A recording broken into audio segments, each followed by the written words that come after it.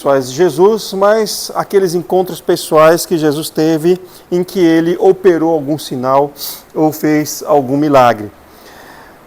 E nós vimos que em todos eles nós pudemos retirar um pouquinho de ensinamento sobre a fé que essas pessoas demonstraram quando se relacionaram com Jesus. Nós vimos primeiro o leproso, que foi curado por Jesus, em Mateus 8, depois o servo do centurião, depois aquele paralítico e seus 4 amigos que fizeram um buraco no teto da casa onde Jesus estava para que o paralítico pudesse descer, a filha de Jairo.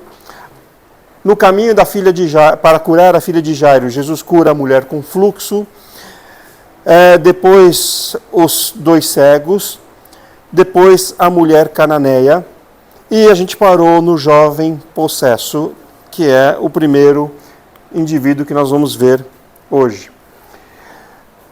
Tem em Mateus, em Marcos e Lucas, mas eu coloquei o texto de Marcos porque o texto de Marcos é mais completo sobre esse ocorrido. Então, está lá. Eu espero que todos tenham lido as passagens para que eu não precise ficar recontando as histórias. Marcos 9, de 14 a 29. Quem chega para Jesus é o Pai. E, na verdade, o Pai não chega para Jesus. Ele chega para os discípulos.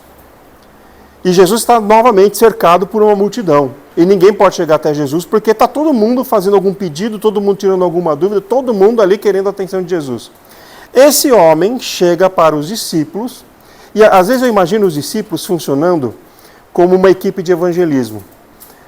Não sei quantos aqui já participaram de evangelismo em praça pública. A gente tem a equipe que prega a palavra e canta, que é a que chama a atenção de todo mundo, mas a gente tem uma equipe de apoio que fica por trás para impedir que pessoas venham causar confusão, mas ao mesmo tempo para poder dar assistência para algumas pessoas que queiram saber alguma coisa a mais enquanto está acontecendo ali a pregação ou enquanto estão cantando.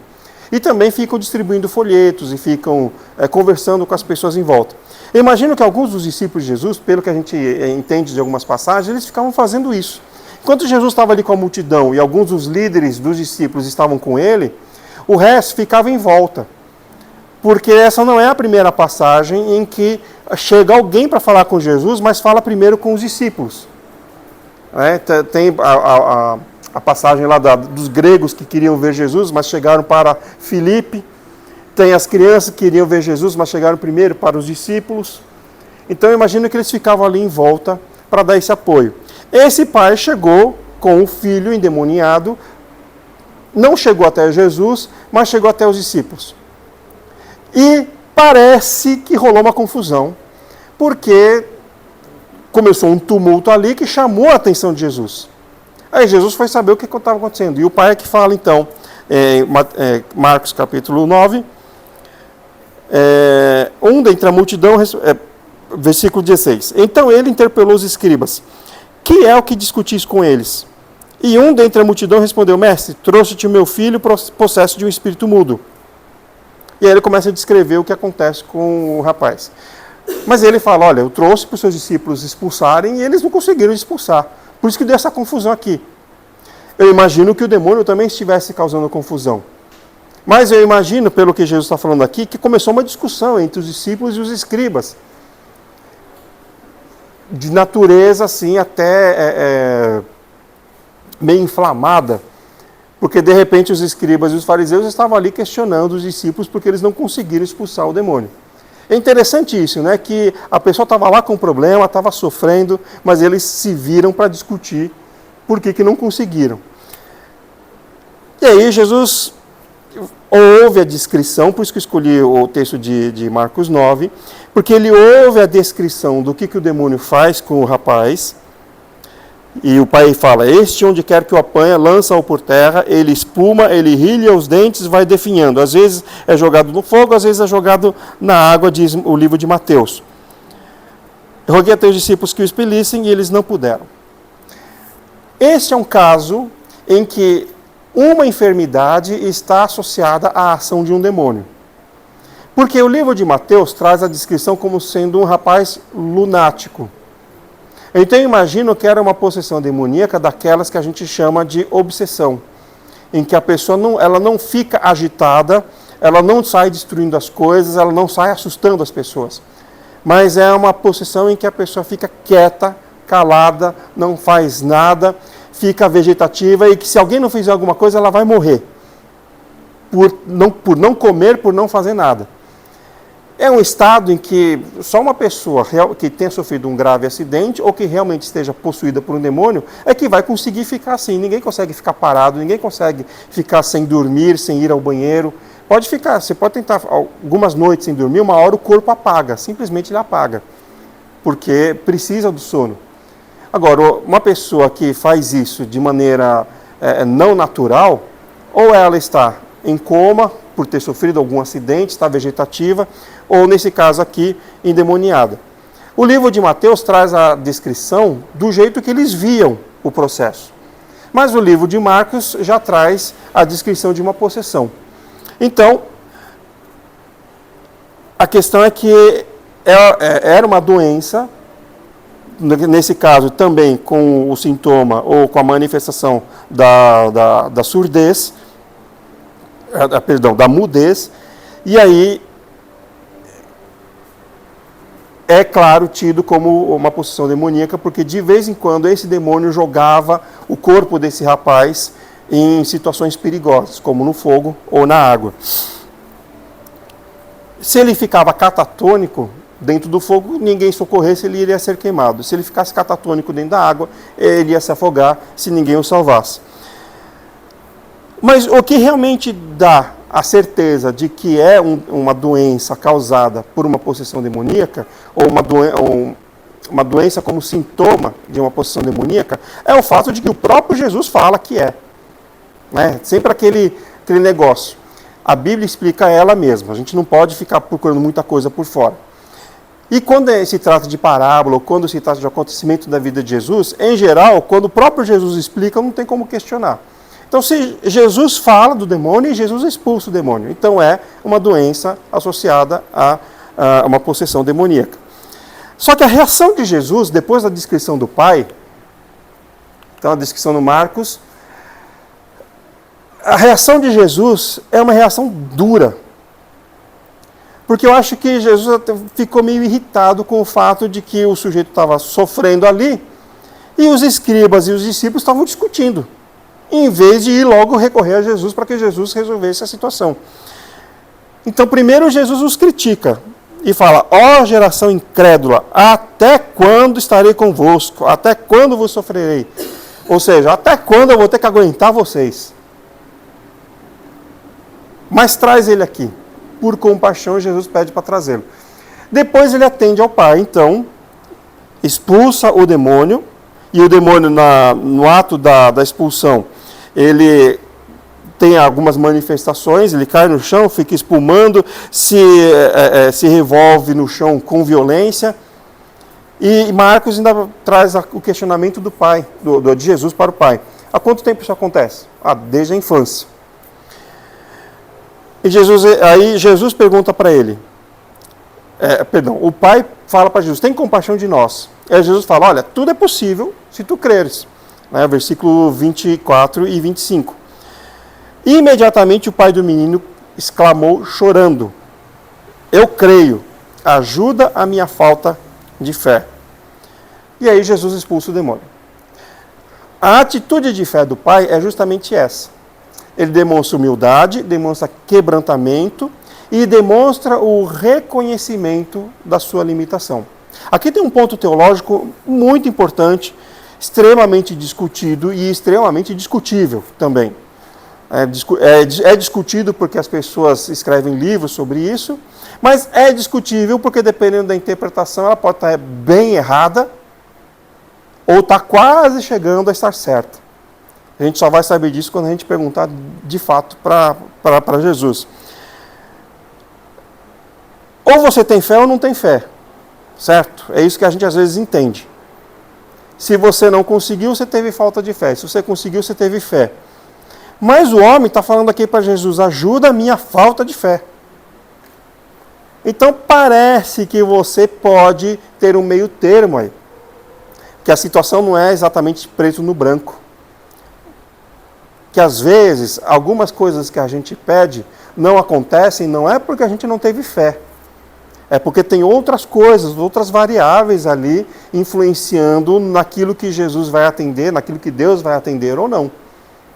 E nem sempre aquilo que você conseguiu, e aí que está o grande perigo, né? Porque quando você não consegue, você reconhece, não tive fé, eu sou miserável pecador, preciso me consagrar mais. Raramente a pessoa, quando não consegue, fala, Deus não presta mesmo, então vou embora da igreja, não quero mais saber de religião. Não, em geral a gente se quebranta por estar passando por um problema e não estar conseguindo resolver. Mas o grande X da questão é o orgulho que vem quando você consegue. Porque aí você se acha o homem de fé, a mulher de fé. Aí você se acha espiritual. E nem sempre aquilo que a gente conseguiu como resposta de Deus foi por causa da nossa fé. E esse é o grande engano, porque muitas vezes a gente consegue, a gente não consegue. E quando não consegue, e quando a gente consegue, a gente vai lá para cima, quando a gente não consegue, a gente vai lá para baixo. E esse lá para baixo é que é o problema, essas variações é que são o problema. Porque as pessoas não conseguem ter um equilíbrio entre isso. Então a gente tem o extremo de igrejas onde a pessoa vai e ela é um super-herói da fé, se consegue as coisas, e ela não é nada na fé, se ela não consegue nada. Então ela passa por muitos problemas. Aliás, esse era o problema da época de Jesus, né? Na parábola do mendigo Lázaro e do rico, a ideia, o questionamento que eles fazem para Jesus era justamente a questão de que o rico era um sujeito que era rico porque tinha muita fé, porque era muito amado por Deus, porque era muito abençoado. E o Lázaro, o mendigo Lázaro, ele era um sujeito que não tinha fé nenhuma, que era um tremendo pecador e por isso que ele estava naquela situação. Concordando com isso, tem um episódio em que Jesus cura um cego e os discípulos perguntam, quem foi que pecou? Foi esse ou foi seus pais para que ele nascesse cego? Porque eles tinham essa ideia, o pecado era as coisas ruins da vida, os infortúnios da vida, a situação social da pessoa era um fruto, era um resultado da falta de comunhão com Deus, dos muitos pecados que ela cometia.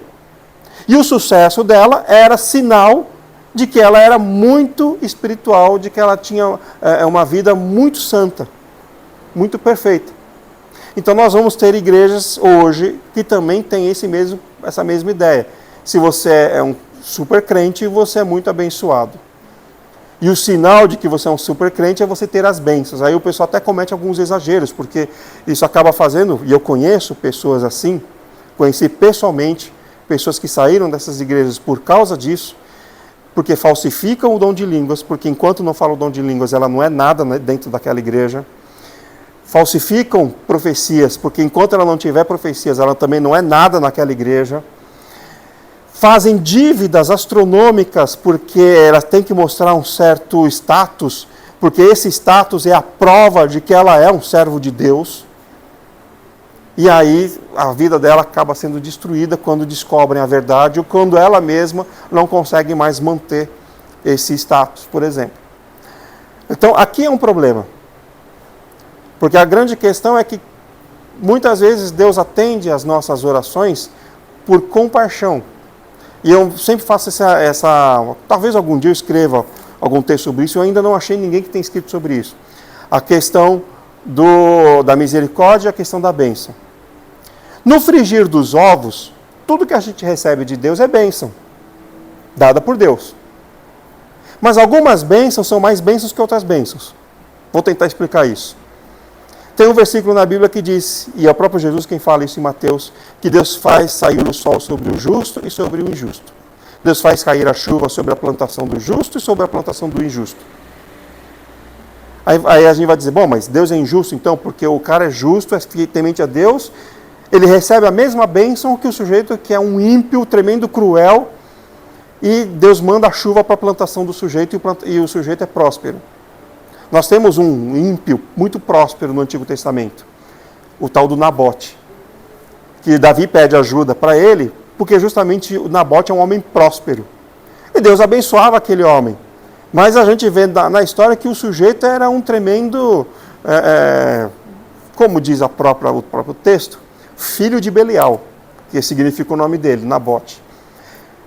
Ele é um sujeito cruel, perverso, ímpio, sem compaixão, sem misericórdia.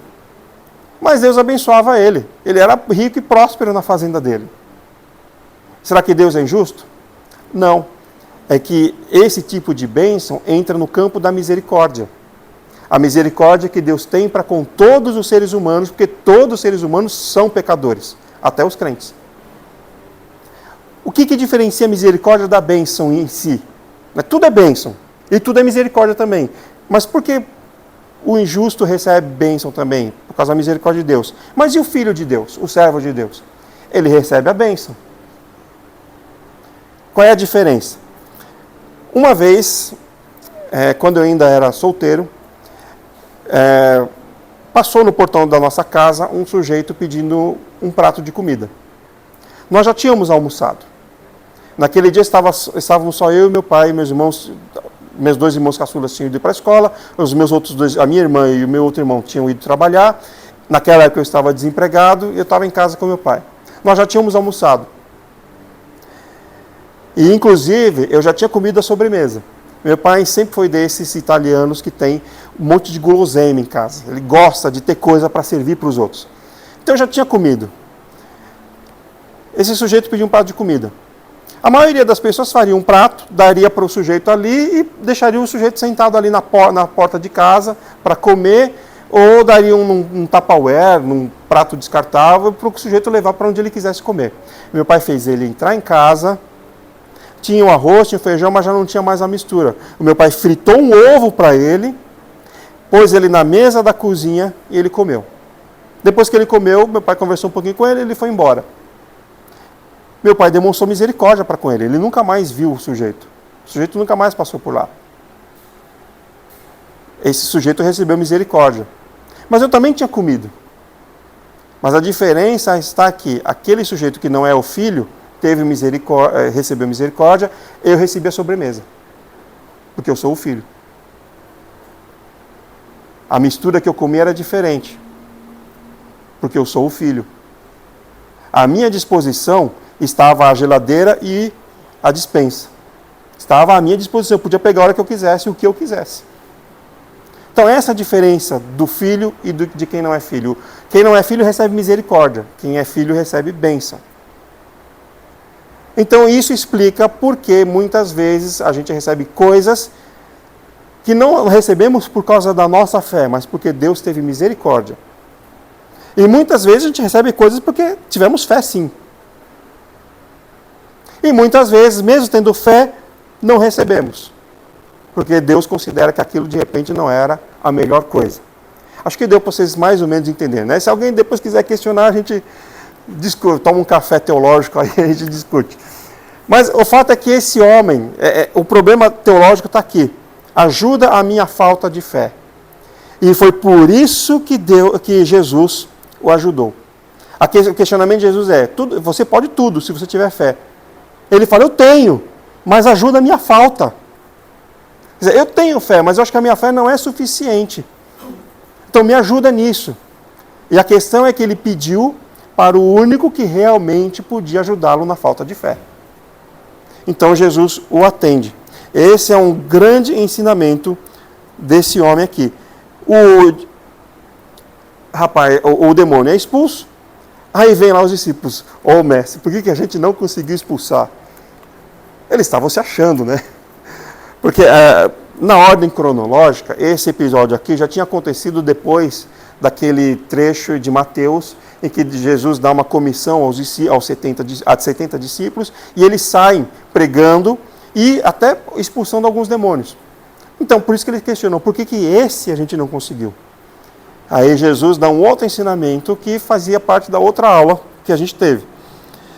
Esta casta só pode sair com oração e jejum. Aí tem lá, no estudo de angelologia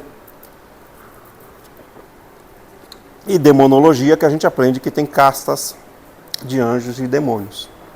Até o pessoal até comete um erro aí, né? Chama qualquer anjo de arcanjo. Não, arcanjo só tem um. Porque ele tem que ser, a palavra arcanjo significa que ele é o primeiro, ele é o príncipe dos anjos. Então só pode ter um. E aí chama de arcanjo qualquer anjo que aparece por aí. Então a gente aprende aqui que tem castas e que alguns são mais poderosos que outros. Mas Jesus fala, oração e jejum por quê? Porque aquele que os criou é mais poderoso que eles. Então você tem que fazer oração e jejum a Deus para expulsar essa casta de demônio.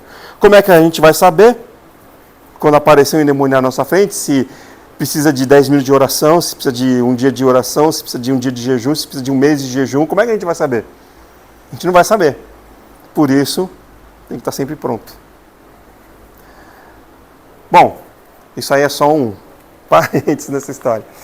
Oração e jejum para atendimento à oração. Opa, foi direto. O próximo encontro de Jesus são os cegos de Jericó. Eu pus ali entre parênteses o S, porque Mateus 20 e Lucas 18 só apresenta um. Vamos lá? Marcos capítulo 10.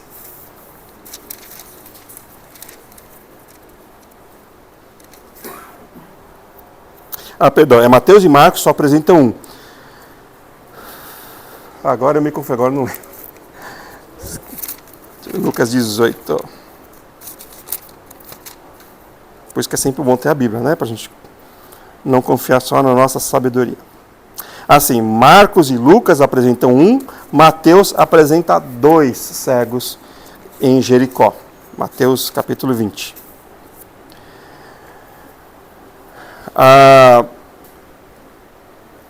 Marcos escreve a partir das pregações de Pedro. Isso é tido em comum acordo, em comum senso comum pelos teólogos. Marcos está compilando as pregações de Pedro, e Pedro, como estava pregando para pessoas que não conheciam a Jesus, que não tinham vivido com Jesus, ele está contando histórias sobre Jesus. Então é isso que Marcos escreve. Lucas, ele faz uma pesquisa com pessoas que estavam em volta de Jesus, inclusive os discípulos. Então, de repente, nesse trecho aqui, Pedro só citou um, e Lucas pegou uma pessoa que só tinha ouvido falar de um. Só que o Mateus estava lá. O Mateus estava do lado de Jesus. Nem Marcos nem Lucas não estavam. Então a gente pode tomar como sendo verídico que tenha realmente 2 cegos, porque o Mateus, que os apresenta como 2, estava lá do lado de Jesus quando aconteceu. Ele dá o nome, né? Aliás, Marcos aqui dá o nome. Chama Bartimeu, filho de Timeu, um deles. Então a gente pode associar que de repente eram pai e filho que estavam juntos ali. E seria possível e provável, se a doença fosse uma doença de nascença, um nasceu cego, o outro também ficou cego durante a vida. Não sei se nasceu cego ou se teve um problema degenerativo. O fato é que a cegueira fez com que os 2 se tornassem mendigos, porque eles não podiam trabalhar. E a única opção deles era pedir dinheiro, então, na rua. Esses 2 cegos estavam lá no caminho para Jericó, e Jesus novamente está cercado de uma grande multidão. Eles estavam sentados à beira do caminho, ouvindo que Jesus passava. Tudo isso eu já falei, né? Ouviram o barulho da multidão, entenderam quem era. O Evangelho de Marcos mostra que eles perguntam para alguém da multidão quem é que está lá. Quando eles ouvem falar de Jesus, eles começam a clamar. Clamar para Jesus, para que Jesus os atendesse. Senhor, filho de Davi, tem compaixão de nós. Mateus coloca que a multidão começou a se incomodar com aquilo e repreendia eles para que eles se calassem. Só que eles gritavam cada vez mais. Então vocês imaginam, naquela confusão do pessoal seguindo Jesus, tem gente querendo conversar com Jesus, tem gente querendo pedir coisas para Jesus, tem gente querendo tocar para Jesus. Imagine o barulho que esses 2 cegos fizeram para que a multidão que estava ali também fazendo barulho se sentisse incomodada. Isso demonstra que eles não queriam deixar passar essa oportunidade. Eles fizeram de tudo que eles podiam para alcançar Jesus ali. Mas a multidão, preconceituosa como eles eram, de fato, porque lembra da ideia, se eles eram cegos e eram mendigos é porque eles eram tremendos pecadores. Então a multidão preconceituosa não queria deixar eles chegarem perto de Jesus.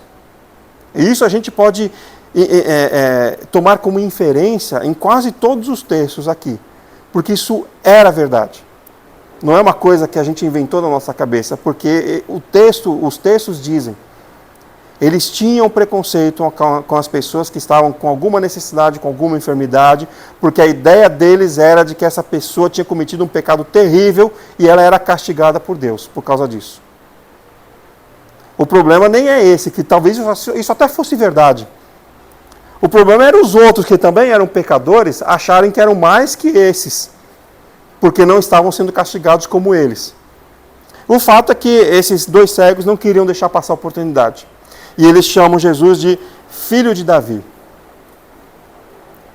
Vocês entendem o que significa o filho de Davi, eu já expliquei isso numa outra aula. Eles estavam chamando Jesus de um Messias.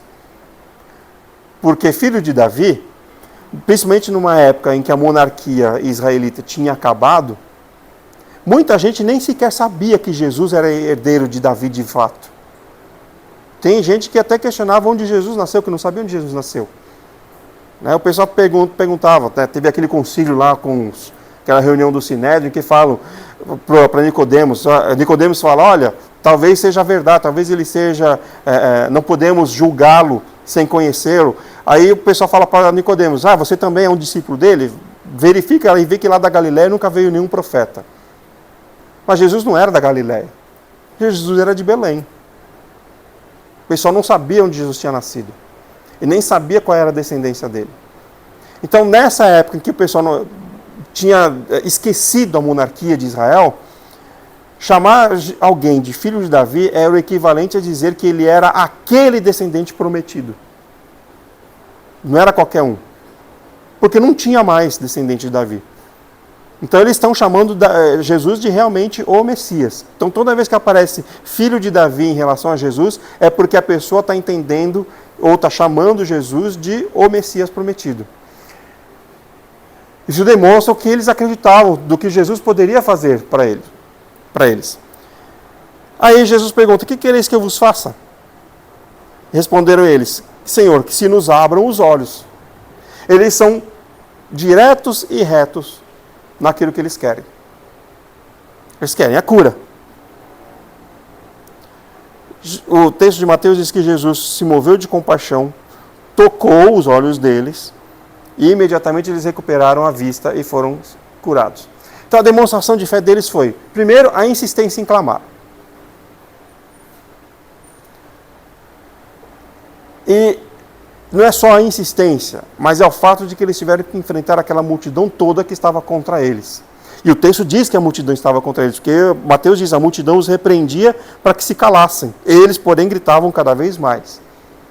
Então eles tiveram que enfrentar a multidão, tiveram que sair do lugar dele, e eles não queriam perder essa oportunidade, eles insistiram demais. A noção de que Jesus podia curar a cegueira deles, então não é qualquer coisa que eles acreditavam que Jesus podia fazer. Às vezes a gente chega diante de Deus, Deus, me ajuda aqui no meu problema, mas, sim, faça a tua vontade. Porque a gente chega assim de maneira muito genérica para Deus, né? A gente está aprendendo lá em Cada Homem um Guerreiro, no verdadeiro propósito da oração, que você tem que ter a oração específica. Você tem que chegar para Jesus e falar, olha Jesus, isso aqui está me incomodando, isso aqui está me causando problema, isso aqui eu desejo, eu não tenho necessidade disso, mas é uma vontade minha, eu gostaria muito de receber isso, e é desse jeito, assim, assim, assado.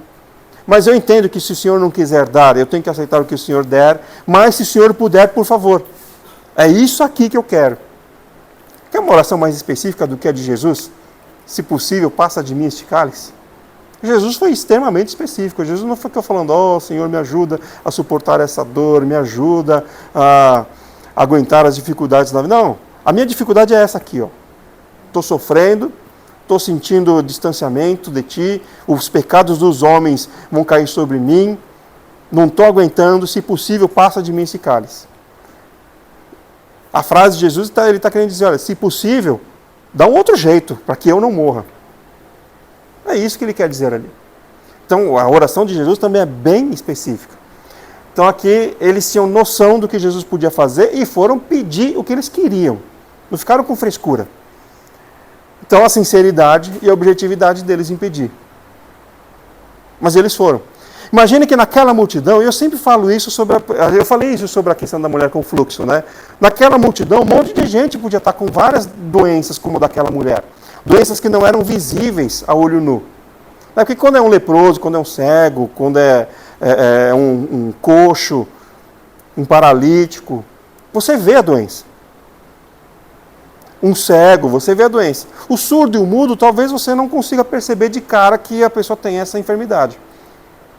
Mas quantas pessoas ali em volta de Jesus não tinham uma doença como aquela da mulher da hemorragia, que podiam tocar em Jesus e tocavam mesmo, porque esse é o questionamento que os discípulos faziam. Todo mundo está te tocando, e o Senhor pergunta quem é que me tocou? Quantos deles ali doentes não tocaram Jesus e não foram curados? Só aquela mulher. Quantos ali nessa ocasião aqui dos 2 cegos de Jericó estavam em volta de Jesus com problemas e com doenças, com enfermidades? Estavam tocando em Jesus, estavam ali conversando com Jesus e não foram curados por Jesus. Só esses 2, que insistiram e que foram diretos no que eles queriam e foram curados. Aí a gente vai para os 10 leprosos, uma das passagens mais conhecidas quando a gente quer falar sobre gratidão. Lucas 17. Então vamos lá. Jesus estava novamente caminhando para Jerusalém, passando por meio de Samaria, e tinham 10 leprosos à beira do caminho. Não estavam exatamente à beira do caminho, mas perambulavam ali pela região. Esses 10 leprosos, quando Jesus entrou numa aldeia, eles saíram ao encontro de Jesus, mas eles ficaram de longe gritando para Jesus, porque eles não podiam se aproximar das pessoas. Jesus, mestre, compadece-te de nós. Jesus os viu. Lembra daquele primeiro leproso que Jesus curou? Jesus tocou naquele leproso para que aquele leproso fosse curado. Esses 10 leprosos não chegaram perto de Jesus, mas começaram a gritar por Jesus de longe. E Jesus então disse para eles: vai lá, mostrem-se aos sacerdotes. Quer dizer, Jesus apenas mandou eles irem para os sacerdotes. Não fez nada. Tem o sujeito que Jesus cura a surdez, colocando os dedos no ouvido e falando efatá. Tem o sujeito que Jesus cura a cegueira, cuspindo no chão, fazendo um barrinho ali, colocando no olho dele, mandando ele se lavar. Tem a mulher de fluxo que toca em Jesus. Tem a menina que Jesus pega pela mão e levanta para ressuscitá-la. Esses sujeitos aqui, Jesus não fala nada, não fala nem que foram curados. Isso é que eu acho incrível. Ele nem fala que foram curados. Porque, por exemplo, o filho a gente vai ver aqui o servo do centurião. Ele fala, olha, vai lá que foi curado. Aí o centurião volta com a esperança. Ah, será que foi curado ou não? Esses caras aqui, Jesus nem fala nada. Só fala, vai lá se mostrar para o sacerdote. E eles foram e se mostraram para o sacerdote. Eles só perceberam o milagre no meio do caminho. No caminho para se mostrar ao sacerdote, eles já estavam purificados da lepra. Eles não poderiam nunca chegar no sacerdote leprosos e pedir para o sacerdote examinar. Eles não iam poder nem entrar. O sacerdote não ia nem sair para examiná-los, porque ele já tinha dado o diagnóstico deles. Eles eram leprosos. Eles só podiam chegar no sacerdote e falar, olha, segundo a lei, parece que diminuiu a mancha, parece que a mancha agora está mais por fora da pele, olha, nasceu pelo preto no meio da mancha branca. Tinha todos esses requisitos que eles tinham que olhar. Só assim que eles podiam chegar no sacerdote, e talvez o sacerdote, de boa vontade, fosse olhá-los e examiná-los. Mas o caso é que, enquanto eles estavam indo, o milagre se operou. E aí, eles puderam chegar ao sacerdote. Só que um deles nem chegou no sacerdote, ele deu meia volta e foi falar com Jesus. Então, quando ele foi falar com Jesus, Jesus fala, não foram 10? Onde estão os outros? Só teve esse estrangeiro que voltou para dar glória a Deus? Aí o que Jesus fala para ele é que é surpreendente. Levanta-te e vai, a tua fé te salvou. Ou seja, 10 receberam a cura, mas 9 receberam só a cura, só o que pediram. Esse um que voltou para agradecer, além da cura, recebeu a salvação. Eu acho que esse sujeito saiu dali muito mais feliz do que aqueles outros. Porque, de repente, a vida toda daquele sujeito ali, além da cura que iria mudar a vida dele, porque ele poderia voltar a trabalhar, poderia voltar a se encontrar com sua família, ele voltou com a vida transformada. Enquanto que aqueles outros 9 foram curados, mas de repente voltaram para o inferno, que era a vida deles, que a gente não sabe como era. De repente voltaram, encontraram a esposa casada com outro já, porque o leproso é condenado à morte. De repente voltaram e encontraram a família destruída, filhos mortos, a esposa morta, talvez. Esse sujeito não é. A gente tem certeza que esse sujeito voltou para uma vida melhor, porque ele recebeu a cura, e o fato dele reconhecer que foi Jesus quem fez, a gente pode até especular, o que será que esses outros 9 pensaram? Pensaram que foi coincidência? Porque eles não voltaram para agradecer. Será que eles foram realmente se examinar com o sacerdote? Será que no meio do caminho, cada um não foi para sua casa? Já estou curado mesmo. Esse sujeito voltou para agradecer a Jesus, reconhecendo que foi Jesus quem fez. Ainda que Jesus não tivesse falado nada. Mas ele reconheceu que foi Jesus. Por isso, ele recebe a salvação. Ele recebe algo melhor até do que a cura. Então, mas qual é o ato de fé deles? Quando Jesus falou, vão e se mostrem para o sacerdote, eles foram. Se eles não tivessem ido, não teriam recebido a cura no meio do caminho. Independente do que eles tivessem pensado depois. Eles não teriam recebido a cura. Esse trecho nos faz lembrar do general Naamã, né? Com o profeta Eliseu. O profeta Eliseu não fala nada. Quer dizer, o profeta Eliseu fala, olha, vai lá tomar banho no Jordão 7 vezes. E o pensamento de Naamã é lógico. Poxa, vim lá de longe. Lá na minha terra tinha rios melhores do que esse aqui. Pensei que ele ia sair, que ele ia fazer um salamaleque, ia gritar algumas palavras cabalísticas, ia passar a mão em cima da ferida para me curar, ia invocar os anjos e os deuses. E ele não fez nada, ele me manda tomar banho no Rio Jordão. Aí um conselheiro muito sábio dele vira e fala, olha, se ele tivesse mandado você fazer uma coisa dificílima, você não teria feito? Você não teria movido céus e terra para conseguir fazer o que ele tivesse mandado? Então por que você não faz aquilo que ele mandou que é simples? Aí o Naamã foi lá, tomou banho e foi curado. Então, independente da consequência do que eles tivessem pensado depois, o ato de fé deles foi que eles foram, sem Jesus dizer que seriam curados ou não. Eles foram, e por isso receberam. Novamente, 9 receberam misericórdia. Aquele 10º que voltou para agradecer, recebeu a bênção. Tá a diferença. Todos eles receberam bênção ali, maravilhosa da cura.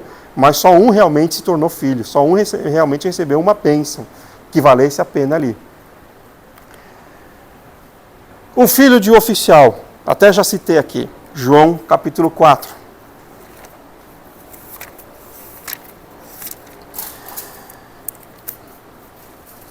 Esse homem vai até Jesus.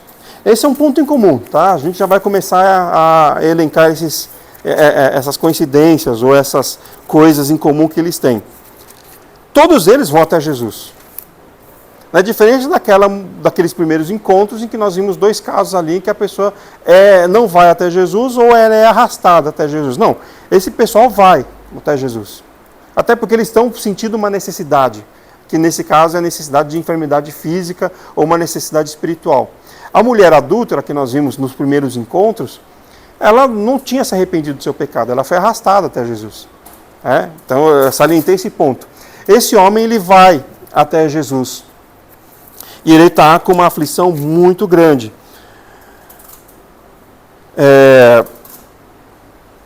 O filho dele estava à morte. Não diz qual é a doença, mas diz que ele estava muito doente, com uma doença grave. Esse homem vai até Jesus, só que ele recebe uma crítica. Versículo 47. Foi ter com ele e lhe rogou que descesse para curar seu filho que estava à morte. 48. Então Jesus lhe disse, se porventura não virdes sinais e prodígios, de modo nenhum crereis. Por que Jesus vira e fala isso para ele do nada assim? Jesus não falou a mesma coisa para os outros que também vieram rogar por cura ou por expulsão de demônio. Do nada, Jesus vira e fala para esse cara, se vocês não verem sinais, vocês não vão crer. Jesus conhece o coração, então Jesus sabia se o cara cria ou não. Só que o texto não dá a entender isso. O texto não deixa claro se o sujeito cria de verdade ou não. O texto não deixa claro qual era a intenção de Jesus. Então a gente pode perguntar, será que Jesus queria testá-lo? Para ver até que ponto ia a fé desse sujeito? Porque parece que é do nada aqui. Do nada Jesus vira e fala, se vocês crerem, se vocês não virem sinais e prodígios, vocês não vão crer.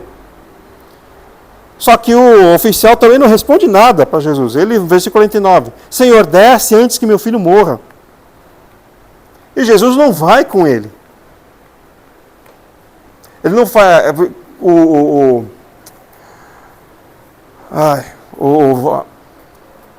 É o calor, irmãos. A filha de Jairo.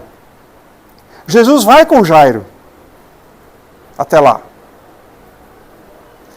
Só que Jesus vai com Jairo para um ambiente hostil. Porque lá na casa de Jairo, que é um líder da sinagoga, tem muitos inimigos de Jesus ali, entre a liderança da sinagoga. Mas Jesus vai com Jairo. Só que com esse oficial aqui, Jesus não vai. Ele dá uma resposta dura, ele critica a fé do sujeito, faz um teste, o sujeito continua rogando a Jesus para que Jesus desça com ele, e Jesus não vai. Jesus vira e fala para ele, vai, teu filho está vivo. O versículo 50 diz que o homem creu na palavra de Jesus e foi embora. Igual os 10 leprosos, que creram no que Jesus disse e foram. Só que aqui Jesus já disse que o filho estava vivo. Então, novamente, Jesus não faz nada, ele apenas ordena que se faça algo. O oficial crê e volta. No meio do caminho se encontram pessoas com ele que tinham sido enviadas para ele para dar a boa notícia de que o filho dele estava vivo. Então a gente imagina que, na verdade, havia uma certa distância entre a casa desse oficial e onde Jesus estava. Porque no meio do caminho se encontraram. Aí ele pergunta, que horas que foi? O pessoal fala, a hora que o menino melhorou e levantou da cama, aí ele conclui,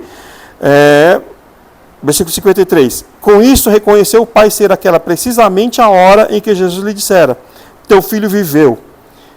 E aí creu ele e toda a sua casa. No caso desse oficial, ele não ficou só com a bênção. Ele fez com que a casa dele acreditasse que foi Jesus que o curou. Porque ele diz aqui, creu ele e toda a sua casa. Então ele voltou para casa, ele contou quem era Jesus, contou o que Jesus havia feito e ele salvou a casa dele. Uma grande diferença aqui desse sujeito. Então a fé dele é demonstrada pela ação de voltar para casa. Só voltar para casa. Ele acreditou no que Jesus disse. E o último sinal, não é um encontro pessoal, mas é uma lição que Jesus nos dá na última semana de vida dele, que é a figueira amaldiçoada. Ele vai até a figueira, ele está indo para Jerusalém, ele está saindo da casa de Marta e Maria e Lázaro, está entrando em Jerusalém para as cerimônias de Páscoa, daquela semana de festa, e no meio do caminho ele vai até uma figueira para tentar achar figos para comer. Só que não tem nenhum. E ele amaldiçoa então essa figueira. Eles vão para Jerusalém, ficam lá o dia inteiro, voltam para Betânia. No dia seguinte, Jesus sai de Betânia novamente para voltar para Jerusalém. Eles passam pelo caminho e os discípulos aqui percebem que a figueira havia secado. Então, Jesus amaldiçoou essa figueira porque ela não estava cumprindo a função dela, que era de dar frutos. Mas é que tá, Jesus não sabia que a figueira estava sem frutos? Jesus não sabe todas as coisas? Sabe. Então foi de propósito. Ele quis dar a continuação do texto mostra que foi claramente a intenção de ensinar os discípulos, porque aí Jesus começa a dizer a ensiná-los sobre fé. Então, assim como no episódio do jovem possesso, Jesus repete aqui. A fé pode mover montanhas. Se vocês disserem, deixa eu abrir o texto lá, Marcos 11, só para a gente não ficar citando o texto de maneira errada. Então, está do versículo 12 ao 14, e aí do versículo 20 ao 26. Ao que Jesus lhes disse, versículo 22, tende fé em Deus, Porque em verdade vos afirmo que se alguém disser a este monte, ergue-te e lança-te no mar, e não duvidar no seu coração, mas crer que se fará o que diz, assim será com ele. Por isso vos digo que tudo quanto em oração pedirdes, crede que recebestes, e será assim convosco. A fé, o que pode ser feito pela fé? As montanhas podem ser movidas. Muita gente acaba tentando explicar esse texto como sendo uma coisa figurada. Resolver problemas grandes como montanhas, que nos impedem de avançar. Mas Jesus acabou de fazer um monte de milagre literal. Por que ele não poderia fazer uma montanha se mover? Só porque na nossa cabeça não entra a ideia? Ou será que a gente tem aquela ideia de desenho animado, né? Que a montanha vai, de repente, esticar 2 braços, esticar 2 perninhas, levantar e sair correndo? É claro que o milagre pode acontecer de diversas formas. Podia acontecer erosão, explodir um vulcão na montanha, que ninguém sabia que era um vulcão, que estava adormecido, e aí a montanha deixar de existir, ou a erosão levar a montanha para o mar, ou a lava levar a montanha para o mar. Enfim, poderia acontecer de qualquer forma.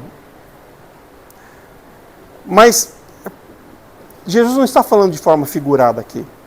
É que não tem sentido, não tem necessidade nenhuma mesmo uma montanha se mover, movermos uma montanha. Por isso a gente acaba fazendo a aplicação figurada, comparando uma montanha com o tamanho dos problemas que nós temos, que Deus pode resolver. Não importa que tamanho que seja. Porque, de fato, não tem necessidade nenhuma de uma montanha se mover. Assim como não tem necessidade nenhuma de uma árvore crescer ou deixar de crescer, dar fruto ou secar, ou de uma árvore também sair andando.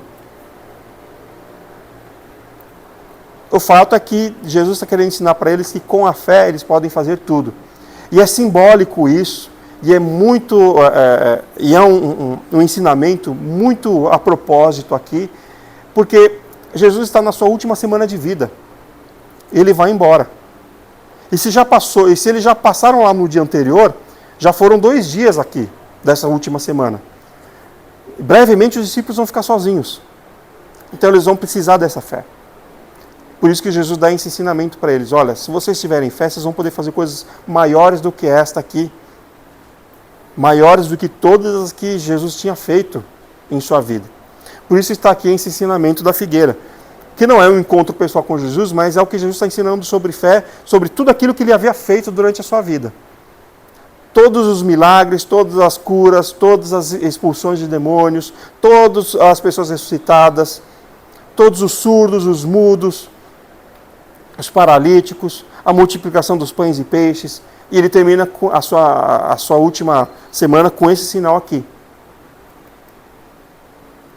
Ele podia dar a vida e tirar a vida daquela árvore. Então ele termina dizendo para eles... tudo quanto em oração pedirdes, crede que recebestes, e será assim convosco. O que esses episódios, então, fazendo um resumão, mostram sobre a fé? Primeiro, todos foram até Jesus. É uma demonstração de fé buscar a Jesus. Se você não buscar Jesus, é porque você não tem fé. Porque você não. E quando eu digo fé, não estou querendo dizer aquele sentimento de que Jesus pode fazer. Não. É crer no que Jesus é, no que Jesus fez. Então eles foram até Jesus. Todos, em alguma medida, acreditavam que Jesus podia atendê-los. Alguns mais, outros menos, não importa. Acreditavam que Jesus podia atendê-los. Todos se arriscaram a ter seus pedidos negados. Todos eles. Que Jesus podia dizer não. Aliás, pelo menos para uma, Jesus disse claramente não. Que foi a mulher cirofenícia. Que Jesus a chama até de cachorrinha. Né, comparando ela com os cachorros que comem as migalhas do pão da mesa de seus donos. Então Jesus nega, só que ela insiste. E Jesus fala, por essa tua fé, seu pedido será atendido. Cada um deles cria que Jesus seria capaz de um milagre específico. Não sei se os cegos criam que Jesus poderia curar a mudez. Não sei se eles criam que Jesus poderia fazer um paralítico andar. Não sei. Eles só criam que Jesus podia curar a cegueira deles. Então, cada um deles precisava de um milagre específico e criam que Jesus podia fazer. Todos eles obedeceram ao que Jesus mandou fazer. ou pelo menos acataram o que ele disse. Esse também é um sinal de fé. O que Jesus mandar fazer, tem que fazer. O que Jesus disser, você tem que aceitar. Porque se você começar a criticar muito, a questionar muito, você se torna como aquele povo de Israel no deserto, que toda hora, mesmo vendo os milagres, criticavam Moisés e queriam abandonar a Deus e queriam voltar para o Egito o tempo todo. Aqueles homens não tinham fé. E o resultado deles mostrou isso. Quero terminar com esse versículo. Sem fé é impossível agradar a Deus, porque é necessário que aquele que se aproxima de Deus creia que Ele existe. Primeiro você tem que acreditar que Ele existe, por isso que você se aproxima dEle. E segundo, que Ele é galardoador dos que o buscam. Você tem que acreditar que Ele é um abençoador daquele que o busca. Então, se você buscá-lo, você tem que crer que Ele também vai te abençoar. Pode ser que, como a gente sempre diz, né, Ele não diga exatamente o que você queira. Ele não dê exatamente o que você precisa, o que você deseja. Mas Ele vai te atender. Ele vai ouvir a oração. E isso é fé. É acreditar que Deus, alguém que nós não estamos vendo, existe. E Ele é capaz de dar coisas que nós não temos. Que é exatamente a definição de Hebreus 11:1. Por isso, o versículo 6 é a explicação prática do que significa fé, é o firme fundamento das coisas que se esperam e a esperança das coisas que não se veem. É isso, acreditar que Deus existe, mesmo que você não o veja, e acreditar que Ele é galardoador. Ou seja, o que você quer, o que você precisa, Ele vai te dar. Amém? Vamos orar. Senhor nosso Deus, agradecemos pela oportunidade, por esses ensinamentos sobre a fé. Pedimos que, assim como aquele homem disse, Senhor, nós tenhamos a nossa falta de fé suprida por Ti. Ajuda-nos em nossas dificuldades, em nossas limitações, para que nós possamos viver uma vida de comunhão e uma vida de total bênção, satisfação e poder no Teu Santo Espírito. E pedimos agora que Tu, Senhor Deus, nos derrame mais uma porção Tua, Senhor Deus, no culto e nas programações que teremos a seguir. Amém.